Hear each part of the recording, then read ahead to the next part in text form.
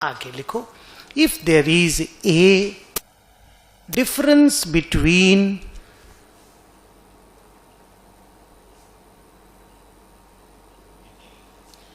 accounting income and taxable income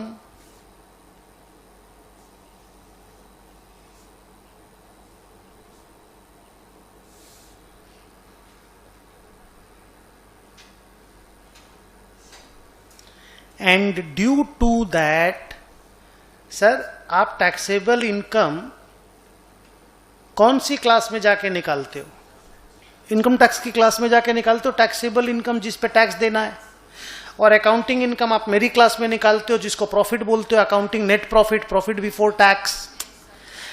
अगर इन दोनों के बीच में कोई डिफरेंस होता है, जो कि होगा ही, बिकॉज अकाउंटिंग इनकम एस के हिसाब से बनता है और शेड्यूल 3 के हिसाब से बनता है, टैक्सेबल इनकम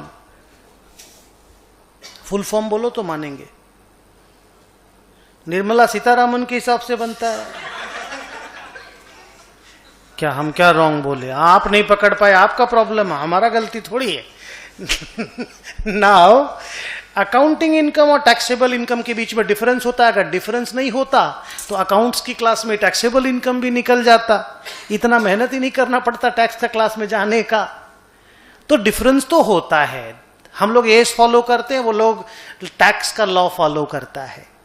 अब अगर डिफरेंस है और इसके कारण अपन को इनकम टैक्स में हिंदी में बोले सहूलियत हुआ है, और इंग्लिश में बोले तो we have been benefited because of that, मतलब और इजी बोले तो हमको टैक्स कम देना पड़ा है।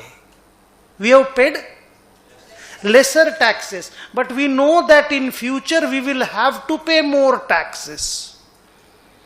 क्योंकि हमको टैक्स कम देना पड़ा है, ये निर्मला सीतारामन का मेरे ऊपर हाथ है कि हाँ जाओ अभी कम दे दो, बट बाद में हम तुमसे ले लेंगे, ये भी हमको आता है, ये वो बोल रही है। तो अगर कोई ऐसा लायबिलिटी है कि अकाउंटिंग इनकम टैक्सेबल इनकम के बीच में डिफरेंस हुआ, उसके कारण अभी टैक्स कम देना पड़ा या नहीं देना पड़ा, लेकिन ये मालूम है कि बाद में ज्यादा देना पड़ेगा, तो जो बाद में जितना ज्यादा देना नहीं पड़ेगा क्या, वो है डेफर्ड टैक्स लायबिलिटी। मतलब एक तरह से आपकी टैक्स लायबिलिटी को डेफर कर दिया गया। Don't pay today, please pay tomorrow, माने डोंट पे दिस ईयर, पे after 5 years, don't pay this year, पे आफ्टर 3 years। ऐसा लायबिलिटी को डेफर्ड टैक्स लायबिलिटी बोला जाता है। पहले मुझे बताओ, लाइन से मेरा बात समझ में आ गया? खाली यस और नो, इजीली समझ में आया? इसको लिखो। लेकिन हम ना सेटिस्फाइड नहीं है, तो हमको थोड़ा और बोलना है, सो दैट हम तुम लोग का चेहरा पे स्माइल देख सकें। अभी तुम लोग बोले जरूर समझ में आ गया, बट चेहरा अच्छा नहीं था, सो दिस मीन्स कि हमको 4-5 चीज और बोलना पड़ेगा। Okay, that I am doing. लिखो पहले।